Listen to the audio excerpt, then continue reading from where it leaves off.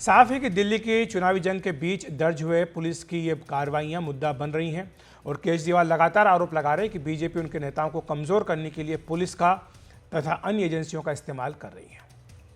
और इसी पर चर्चा करने के लिए हमारे साथ तीन खास मेहमान जुड़ रहे हैं।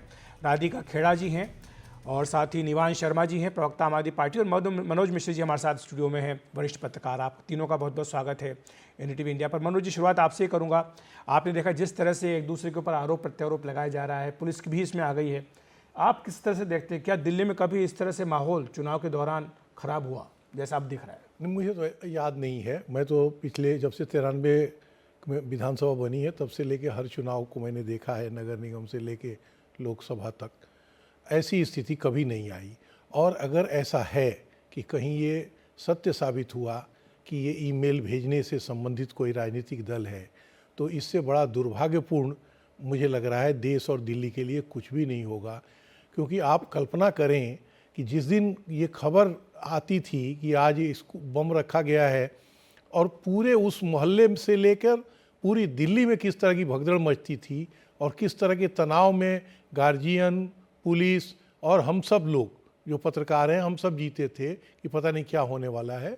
और ये अगर ऐसा किया गया है तो ये बहुत दुर्भाग्यपूर्ण है। और मुझे ये लग रहा है कि शुरू में जैसे हर आरोप के लिए आम आदमी पार्टी के नेता ये कहते थे कि भाजपा जानबूझ के कर रही है और धीरे धीरे उन आरोपों पर लोग विश्वास करने लगे, इस बार भी कहीं ऐसा ना हो कि अभी जब ये कह रहे हैं कि ये झूठा है भाजपा के, वो कहीं बाद में ये लोग यकीन न करने लगें कि इस तरह से किया गया। राधिका जी, लेकिन जो बात आम आदमी पार्टी की ओर से कही गई कि पुलिस ने इतना वक्त क्यों लगाया, और चुनाव में अब जब सिर्फ 15 दिन बचे हैं तब ये पुलिस इन सारे तथ्यों को लेकर सामने क्यों आ रही है? देखिए, हर बार सब जनों पे सवाल उठाना आम आदमी पार्टी की आदत बन चुकी है। यहाँ पे भी मैं सुन रही थी, ये कहा जा रहा था कि कहीं लोग वापस से इनकी बातों में ना आ जाए। तो मेरा ये मानना है कि काठ की हांडी बार बार नहीं चढ़ती। देश की जनता, दिल्ली की जनता ने ये देख लिया है कि एक भ्रम की राजनीति फैलाने का काम अरविंद केजरीवाल हो, चाहे उनकी साथी कांग्रेस हो, जो मिल के ये चुनाव लड़ रहे हैं। ये हमेशा से समझते आए हैं कि दिल्ली की जनता बेवकूफ है, और दिल्ली की जो जनता है अखिलेश जी, वो सबको मौका देती है, वो सबको चांस देती है, और कि आप अपने वादे पूरे करें। 10 साल पहले, 15 साल पहले यही अरविंद केजरीवाल झंडा लहराते हुए पूरे दिल्ली में उपवास करते हुए घूमते थे, और जिस सोनिया गांधी, शीला दीक्षित को सबसे भ्रष्ट बताते थे, लोकसभा चुनाव में उन्हीं के कैंडिडेट को वोट देते, उन्हीं का समर्थन लेके अपनी सरकार भी उन्होंने पहली बनाई थी जब पहली बार मुख्यमंत्री बने थे। तो दिल्ली की जनता देखती आ रही है, जब कन्वीनियंस होती है ये लोग एक हो जाते हैं, फिर कैमरे के आगे अलग हो जाते हैं। और ये जो आज बोला जा रहा है, देखिए जब चीजें सामने आ रही हैं इनकी एक एक करके, और ये सामने आ गया किस तरीके से जो पकड़ा गया, समय लगता है हर चीज के पुख्ता सबूतों के साथ। आज अगर चीज सामने आई है, इसका ये कहने का तो बहुत ही गैर जिम्मेदाराना बात है ये कहना कि ये आज क्यों आ रहा है। आपके पास तो इतनी सारी चीजें थी, आपने इतने वादे किए थे, वो आज तक आप पूरे नहीं कर पाए। आप बोलते थे अभी तो 2 साल बचे हैं, अभी तो 5 साल बाद करेंगे।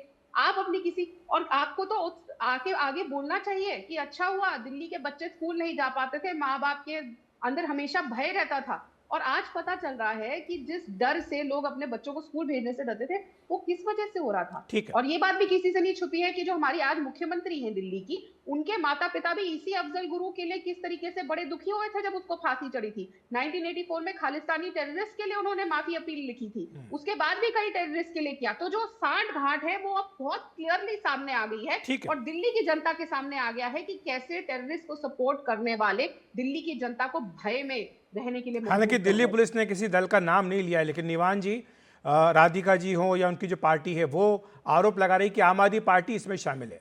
और आप किस तरह से क्या कहेंगे जो डबल स्टैंडर्ड की बात आपकी पार्टी ने उठाई है कि एक तरफ जब प्रवेश वर्मा के ऊपर आरोप लगते हैं तो उस पर सिर्फ जांच ही चल रही होती है, दूसरी तरफ यहाँ पर एक गाड़ी देने के नाम पर ही मुख्यमंत्री के खिलाफ एफआईआर करने की बात हो जाती है?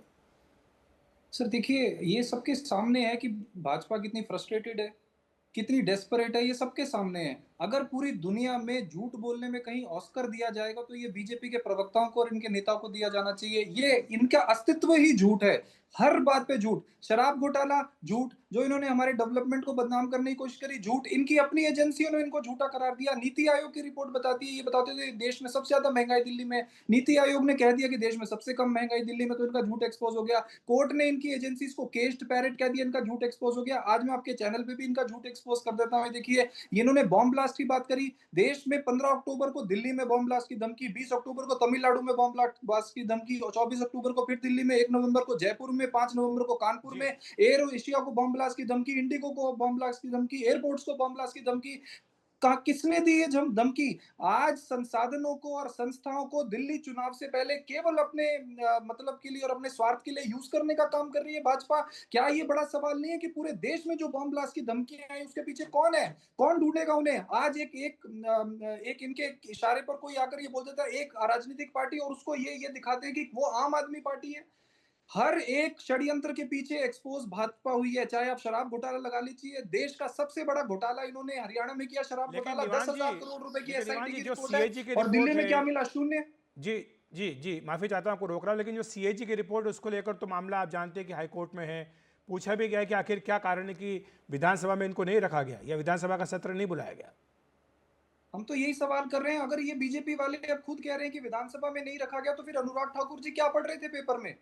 वो कौन सी रिपोर्ट थी जो उन्होंने प्रेस कॉन्फ्रेंस करी? मैं आपको यही कह रहा हूं, इनका अस्तित्व झूठ है। दिल्ली के अंदर जब अरविंद केजरीवाल के काम का कोई तोड़ नहीं है इनके पास, तो ये झूठ की राजनीति कर रहे हैं, लोगों को झूठ बोल रहे हैं। क्या दिल्ली की जनता समझती नहीं है कि अगर ये आए तो फ्री बिजली बंद कर देंगे, ये आए तो फ्री पानी बंद कर देंगे, ये आए तो महिलाओं की बस सर्विस बंद कर देंगे, ये आए तो सारा पैसा इकट्ठा करके जो जनता में अरविंद केजरीवाल बांटते हैं, ये अपने पूंजीपति दोस्तों को बांट देंगे? क्या दिल्ली की जनता समझती नहीं है? ठीक है, ये खुलेआम कह चुके हैं हम। राधिका जी आपका जवाब, महिलाओं को राधिका जी आपका जवाब, फिर मुझे मनोज जी के पास जाना होगा। जी, बहुत हास्यास्पद स्थिति हो रही है इनकी। ये लोग कह रहे हैं कि दिल्ली की जनता को पैसा मिलता है।